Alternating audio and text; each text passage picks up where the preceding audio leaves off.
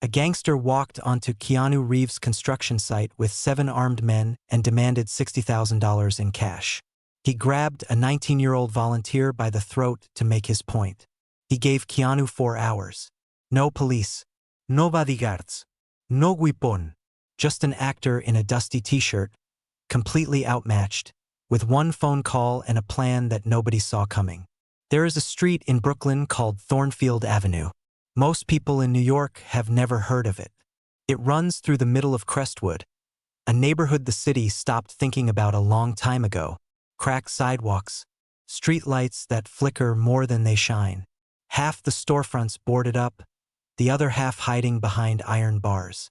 If you drove through Crestwood in the early 2000s, you locked your doors and kept moving. Most people did. On Thornfield, there was a building, 5 stories tall, abandoned for over a decade.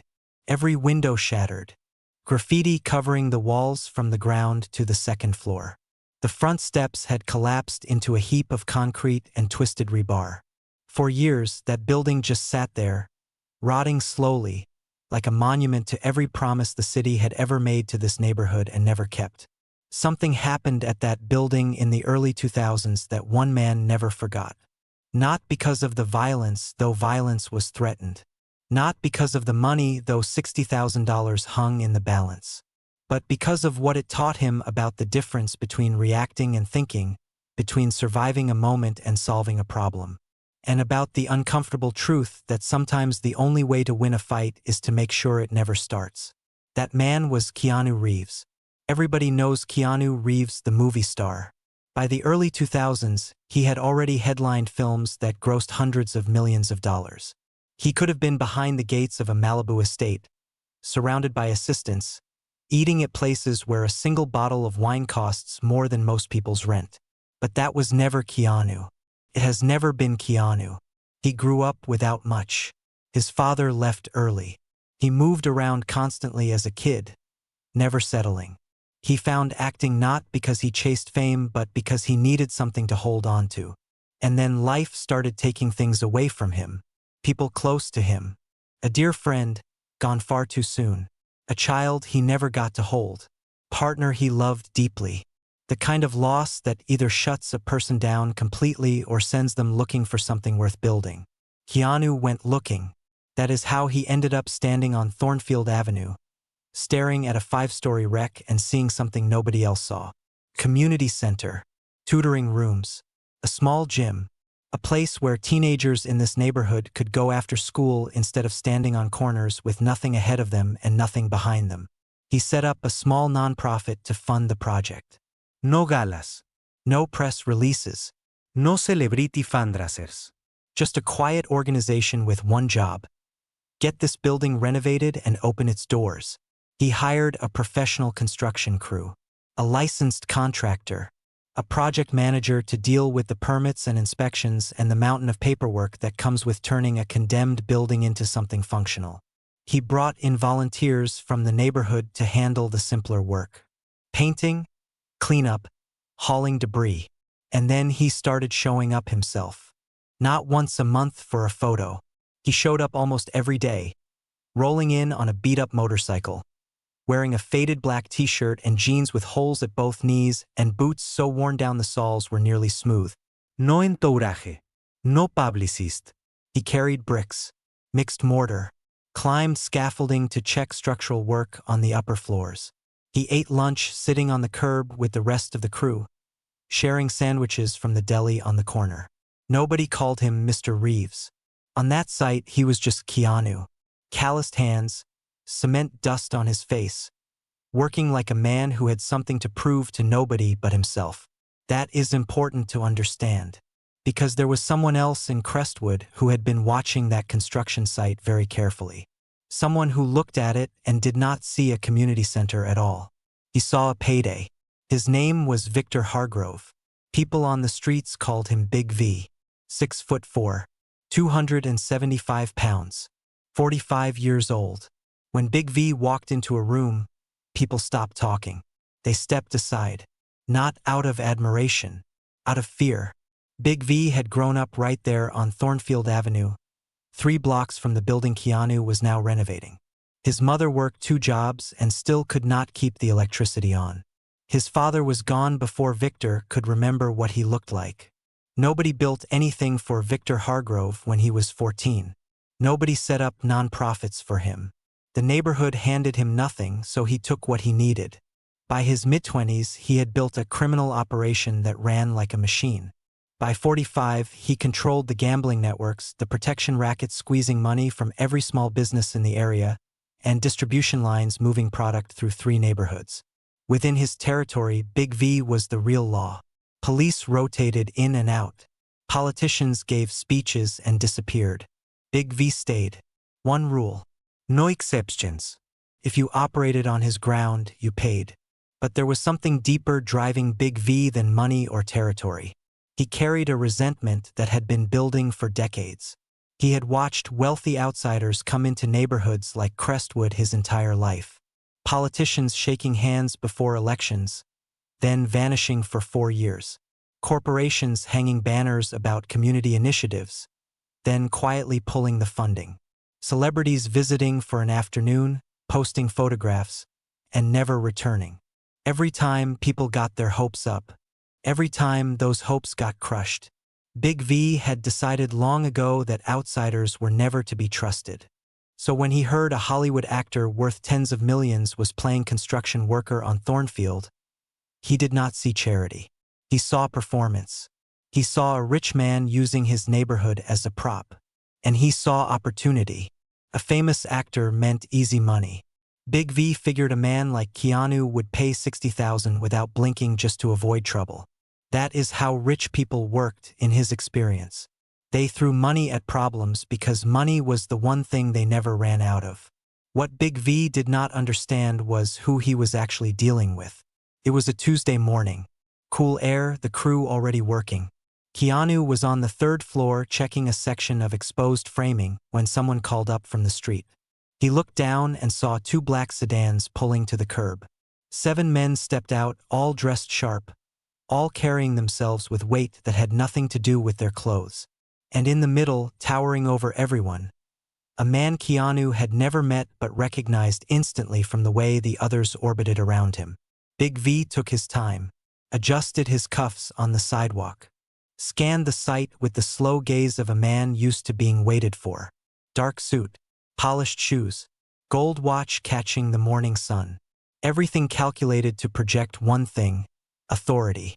Keanu came down from the 3rd floor, wiped cement dust on his jeans, walked toward the entrance without hurrying. By the time he reached ground level, Big V was standing in the middle of the work area, looking around at the scaffolding and stacked lumber and half-finished walls like he was appraising property he already owned. His men had spread out behind him, some leaning against the fence, others standing with arms crossed, watching the construction crew the way you watch something you are about to interrupt. The workers had frozen, all 10 of them, tools in hand, not moving. They knew exactly who had just walked through that gate. Big V turned to the nearest worker.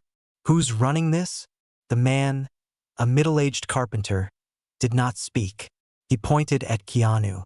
Big V watched him approach. Faded shirt streaked with dust, jeans torn at both knees, cement in his hair. He looked like he had been working since dawn. Because he had. Big V laughed. Short, not friendly. "So you're the big movie star, playing construction worker in my neighborhood. For a man who makes what you make, you don't look the part." His men laughed on cue. "I'm the guy renovating this building," Keanu said. "Can I help you with something?" $60,000, Big V said. "Cash. Call it a neighborhood contribution. You pay, you keep building, everybody's happy." Keanu told him every dollar was going into the building. Non-profit project. No profit to share. Big V tilted his head like he had heard something mildly interesting and completely beside the point. "I didn't ask for your budget. I asked for $60,000. It's not about whether I can afford it," Keanu said. "It's about what happens next. I pay today, you come back next month. Next person who tries to build something here gets the same visit. Nothing changes. These kids end up with nothing." Again, that last word was quiet, but it landed. Big V's jaw tightened for a fraction of a second before he caught it. Then the temperature dropped. Big V stepped in close enough for Keanu to smell his cologne. "For hours," he said, voice low. 60,000. Or your crew doesn't show up tomorrow. Or this building has an accident. A fire, maybe. Old buildings go up fast. He nodded toward a young man near the supply pile. "And maybe that kid has some trouble on his way home tonight." The kid was Marcus, 19. Paint-splattered sweatshirt 2 sizes too big. He had been one of the first volunteers. Showed up every morning. Worked harder than anyone. Saving for community college. A quiet kid who just needed one door to open. Marcus did not back down. He stepped forward. "This project is for the neighborhood. For people like us. You live here too. Why would you shut this down?" Big V grabbed the front of Marcus's sweatshirt with one hand and lifted until the kid's feet barely touched the ground. "Did I ask you?" Marcus's hands went to Big V's wrist. Useless. Like trying to bend a pipe. Nobody moved. Nobody breathed. Keanu closed the distance in 3 steps. Deliberate. Not running. Not aggressive. Let him go. Calm. Almost soft. But underneath it, something that was not negotiable. He's 19. He's a volunteer. Whatever this is, it's between you and me. Big V held him another second, making the point that he was choosing to let go. Then he opened his hand. Marcus stumbled back, rubbing his throat, shaking, but he did not leave. "For hours," Big V said. He smiled, the kind of smile that explains why people cross the street. Then he walked out. His men followed. Sedans pulled away. Gone. Silence on the construction site. The kind of silence that weighs something. Keanu stood there for a long time. Looked at the gate. Looked at Marcus. Looked at his crew. Their faces caught between fear and helplessness. Then he walked to a stack of cinder blocks, sat down and thought. 3 options. That is what most people would see. Call the police. Obvious move. But the police come, take statements, patrol for a week, then move on. And Big V waits. He had survived 20 years by knowing how to work around the law. One night, when the patrols stop, he settles things. Not with Keanu. With Marcus. With the crew. The people who cannot leave Crestwood. Fight. Keanu had real training. Years of it.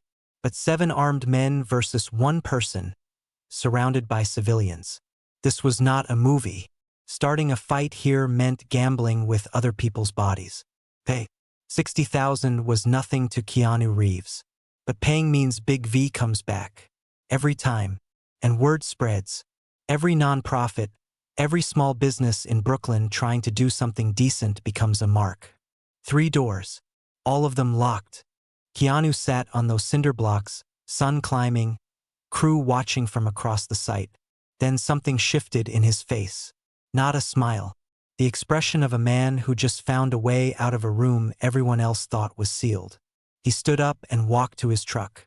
He called Declan Merritt. 12 years in military special operations.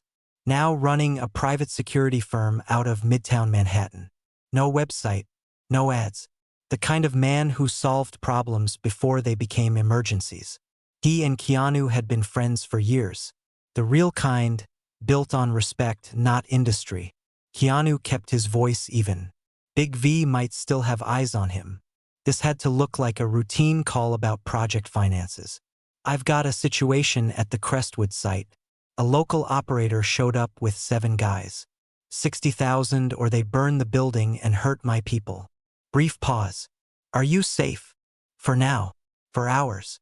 I need something set up within 30 minutes. 3 minutes of clear, precise instructions. The street. The timing. What needed to happen. What could not. No weapons. Nobody gets hurt. I just need a window. A few minutes where their cars can't move and I disappear." "East 51st, Declan said.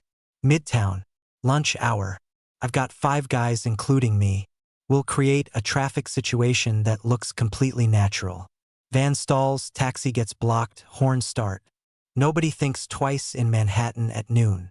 There's an alley between 51st and 52nd that cuts through to Lexington. I shot a film in that neighborhood a few years back. I know every shortcut on those blocks. 25 minutes. I'll text when we're set. Keanu walked back to the site, spoke quietly to his project manager. Keep everybody here. Don't send anyone home alone. I'm handling this. How? Working on it. Trust me. Keep everyone together. Act normal. Then he did something that took nerve. He picked up his trowel and went back to the wall he had been patching. Mortar and brick. Steady hands. Working while he waited. Because that was the only thing that made sense to him. 40 minutes later, his phone buzzed. 2 words from Declan. In position. Keanu walked out to Thornfield. Big V's 2 sedans were parked at the end of the block. Exactly where he expected. Engine running, windows down, Big V in the passenger seat, his Lieutenant Donnell behind the wheel. They had been watching the entire time. Keanu approached, hands visible. Big V straightened up. That was fast. Got my money? Not yet. But I talked to the man who can get it to you. Raymond Alcott. Who?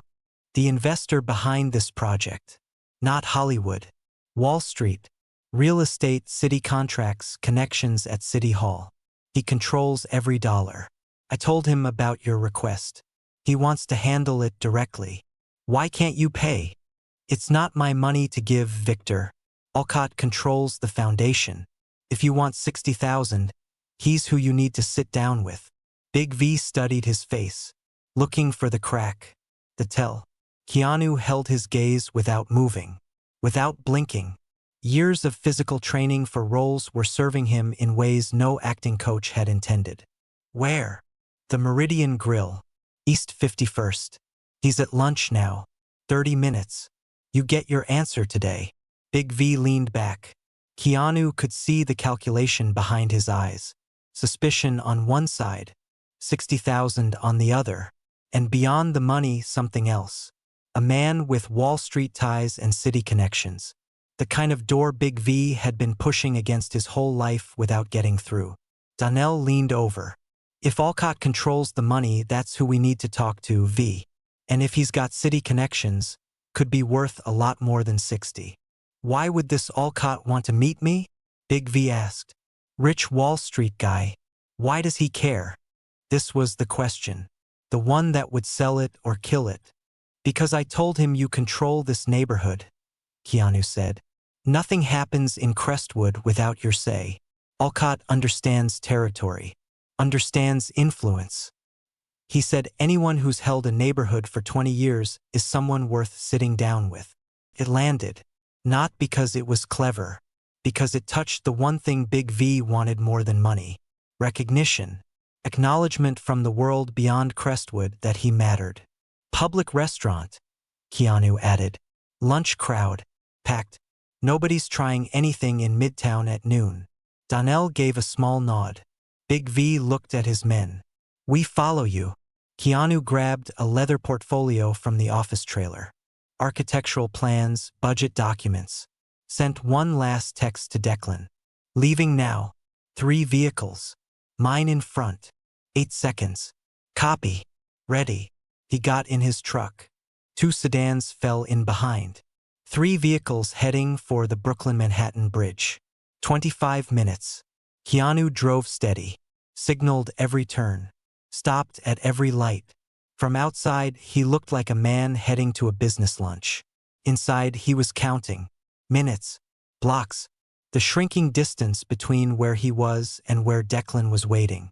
If the timing was off by 2 minutes, he would arrive at the Meridian Grill with Big V and 7 men and no Raymond Alcott. And everything would collapse. The truck crossed into Midtown.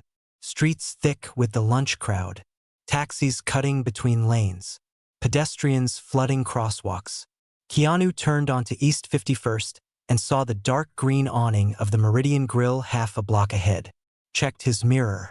Both sedans right behind him. Then, about 50 yards ahead, it happened. A white van that had been idling at the curb pulled into traffic and stopped. Dead. A taxi behind it laid on the horn, tried to switch lanes, got boxed by a delivery truck. 10 seconds and the block was gridlocked. Horns erupting everywhere. A bus driver threw up his hands. A cyclist weaved between bumpers, yelling. It looked like the most ordinary thing in the world. Manhattan at lunchtime. Except it was not ordinary at all. Keanu saw the van. Saw the taxi lock in. Knew Declan was somewhere on that block making sure it held. Quick right into the alley. The same alley he had memorized years ago on a film shoot. Truck fit with inches to spare. Through the alley, left onto the next street, south on Lexington. Clean. Smooth. Gone. Behind him, Big V's sedans were trapped. Donnell hit the brakes hard. Both cars locked in. Gridlock on every side. Big V saw the truck vanish. For 2 seconds, he did not move. His brain still trying to fit what he was seeing into the story where he was driving to collect $60,000 from an investor named Raymond Alcott. Then the story fell apart. He threw open his door. Stepped onto the street. The alley was empty. He turned back toward the gridlock. The van with its hazards blinking. The taxi still honking. His jaw locked. Hands clenched. He started toward the van. Fast. Shoulders squared. 2 of his men behind him. Then he stopped. A woman on the sidewalk had her phone up, recording the gridlock. A man in a suit was complaining into his phone, gesturing at the blocked intersection. 2 teenagers filming across the street, laughing at the chaos. And at the far end of the block, moving through cross-traffic, a police cruiser. Big V stood in the middle of the street and realized something that hit him like cold water. This was not Crestwood. In Crestwood, phones stay in pockets. People look away. The rules are his.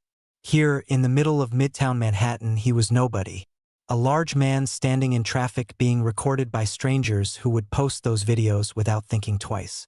Donnell grabbed his arm. V. Not here. Too many eyes. One of his men, low voice. Cops at the end of the block. Whatever Big V wanted to do, whatever was screaming inside him, the math did not work. Phones recording. Police close. His men split between 2 cars stuck in gridlock. Get in the car. They drove to the Meridian Grill anyway, because part of Big V still believed. Maybe Keanu panicked and ran, but the meeting was real. Maybe the money was still waiting. He walked in, asked the hostess for Raymond Alcott's table. She checked the book, checked her screen.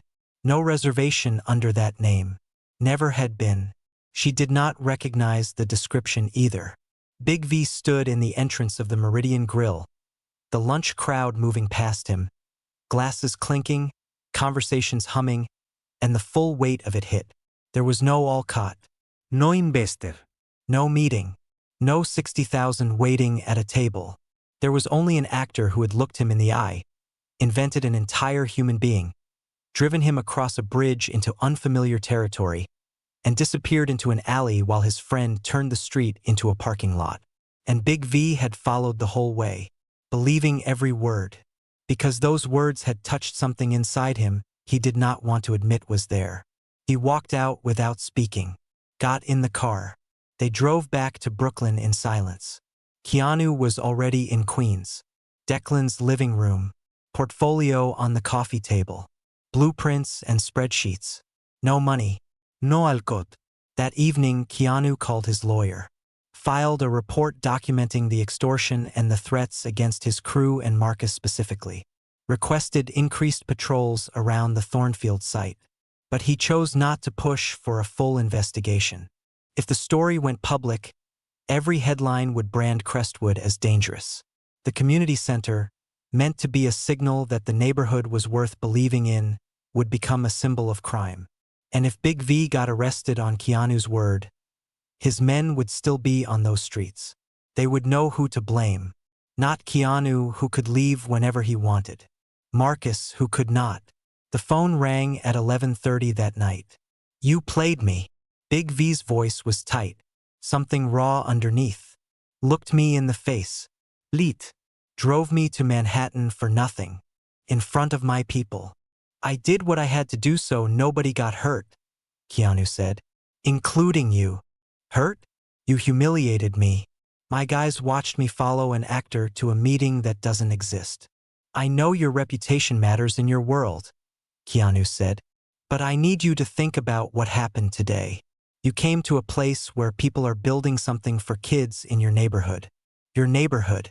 You grabbed a 19-year-old by the throat because he asked you a question. You threatened to burn down a building your own people are going to use. Silence. Not the kind where someone is loading a response. The kind where something unexpected just landed. I don't have gangsters, Keanu said. I don't have soldiers. But I have something your operation can't survive, and it's not a gun. It's a camera. One call to any journalist in this city, and by morning every news crew in New York is parked on Thornfield Avenue. Your name, your face, your operation. Under a spotlight that doesn't turn off.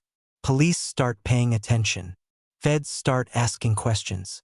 Everything you built over 20 years comes apart. Not because of me. Because of attention you can't control. You threatening me? No. I'm telling you the truth and letting you decide. Walk away, your neighborhood gets something it's never had. Push this and the spotlight comes. Long pause. Slow breathing. This ain't over, Big V said. But the words came out flat. Different than before. I hope it is, Keanu said. For both of us. Line went dead. Keanu sat on Declan's back porch in the dark for a long time after that. He did not feel clever. Did not feel triumphant. Mostly tired. And underneath the tiredness, a stubborn, quiet hope that Big V was somewhere in Brooklyn running the numbers. Because Big V was not stupid. He was a man of real intelligence pointed in the wrong direction for a very long time.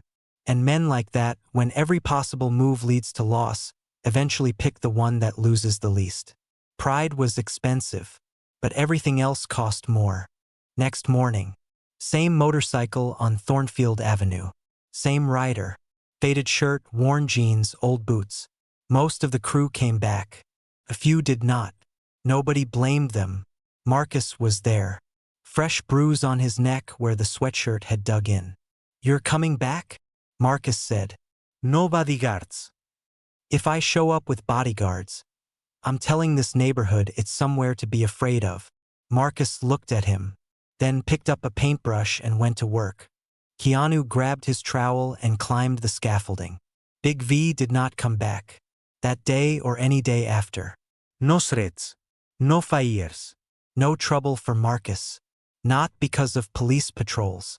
Because Big V had done the math. A war with someone who could summon cameras and journalists with a single call was a war he could not win. His power only worked in the dark. Keanu had promised light. Weeks passed. The building took shape. Walls up. Windows in. Roof sealed. Electricians, plumbers, painters. A gym on the ground floor with a basketball court that Marcus helped lay down himself, measuring every line with a precision that said this mattered to him more than a paycheck. Keanu was there for most of it, not hovering, just showing up, doing the work, leaving when the day was done. Sometimes he brought lunch. Sometimes he sat on the curb after hours with the volunteers, talking about nothing important, the way people talk when they have worked side by side long enough that silence is comfortable. The center opened on a Saturday morning, ahead of schedule, under budget. No ceremony. No press. Keanu had asked for that specifically. Just the crew, the volunteers, and about 40 kids from the neighborhood walking through the doors for the first time with the careful, wide-eyed look of people entering a place they were not sure was meant for them. It was meant for them. Every brick of it. 3 months later. A diner in Brooklyn. Vinyl booths, fluorescent lights, a menu unchanged since the 90s. Keanu was in a back booth, eating pasta, reading a paperback, when the front door opened and the room changed temperature. Big V. His men visible through the window, sitting in a car across the street. But he had come in alone. No entourage. Hands visible open at his sides. No anger on his face. Something else. Something that looked like a man who had argued with himself about coming and only just decided. He stopped at the booth. Mind if I sit? Keanu noticed the hands. The men left outside. A deliberate choice. He nodded. They sat across from each other. Diner sounds filling the gap. Plates clinking. A cook calling orders. That center you built, Big V said. Voice quieter than Keanu remembered. Less performance in it. My sister's kid goes there. She's 14. Told me it's the only place she feels safe after school. Keanu listened without interrupting. I grew up on Thornfield, 3 blocks from that building. Nobody built anything for us. I remember being 14 and being hungry. Same shoes 2 years running because my mother couldn't afford new ones. Every time some suit came through talking about development and revitalization, they'd promise and disappear. He looked at Keanu. When I heard some actor was building something on Thornfield, I didn't see you. I saw every person who ever used my neighborhood as a prop and then drove home to their nice house and forgot we existed. He paused. I was wrong about that. Keanu let the words sit. People have every right to be suspicious, he said. When promises get broken that many times, trust shouldn't come back easy. Big V's shoulders dropped slightly. Not all the way, but some. 20 years running those streets, he said. Telling myself I'm holding it together. But you showed up for a few months, built something real, and did more for the kids on my block than I did in 2 decades. He shook his head slowly. That's not easy to sit with. You know this neighborhood better than I ever will, Keanu said. Every block, every family, every kid who needs a chance. That was never the question. The question was always what you chose to do with what you had. Quiet. You still played me though, Big V said. That fake meeting. The van. Cold. Would you have listened if I hadn't? He thought about it. Honestly. No. Probably not. Keanu put his hand out. Big V looked at it. Then took it. Not long. Not warm. But real. The kind of handshake that means something without needing to explain what. Big V stood. Straightened his coat. We're not friends, he said. I know. But we're not enemies. I know that too. He walked out. Got in the car. Drove away. That was the last confrontation between them. A few years later, Victor Hargrove was picked up in a federal sweep. Extortion, racketeering, illegal gambling. 14 years. During the trial, his attorney mentioned something that almost nobody caught. Big V had voluntarily stopped targeting community organizations and nonprofits in Crestwood several years before his arrest. The lawyer called it a change prompted by a personal encounter that shifted his client's perspective. The judge noted it. The press did not. Keanu read about it in a short article buried in a local paper. He sat with that information a while. Quietly. The way he sits with most things. There were unconfirmed reports that Big V started mentoring younger inmates. Teaching skills. Helping them think about what comes after. The kind of thing that does not undo damage but suggests something shifted inside. Whether it was because of Keanu or because of 14 years with nothing but time, nobody knows. Maybe both. Maybe that is how change actually works. Someone plants something. Time does the rest. The community center on Thornfield is still open. Expanded twice. Hundreds of kids through its doors. Some went to college. Some found work. Some just had a safe place for a few years, which does not sound like much until you think about what the alternative was. Marcus enrolled at community college that fall. Finished in 2 years. Came back to work at the center as a youth coordinator. Last anyone heard, he was still there. Years later, in an interview that had nothing to do with any of this, Keanu was asked about the most dangerous situation he had ever faced off a film set. He did not name names. He never does. I was completely outmatched once, he said. No weapon, no backup. Just me and a very angry man who had every reason to think the world owed him something. I learned that you don't survive by being the toughest. You survive by being the calmest. By thinking while everyone else is reacting. By remembering the person across from you has a story too. He paused. The kind of pause where you can tell someone is deciding whether to keep going. And sometimes the bravest thing isn't fighting. It's showing up the next morning with your hands and building something. What stays with me is not the escape. The traffic jam, the alley, the vanishing act. That was sharp. But sharp just gets you out of a room. What stays with me is the next morning.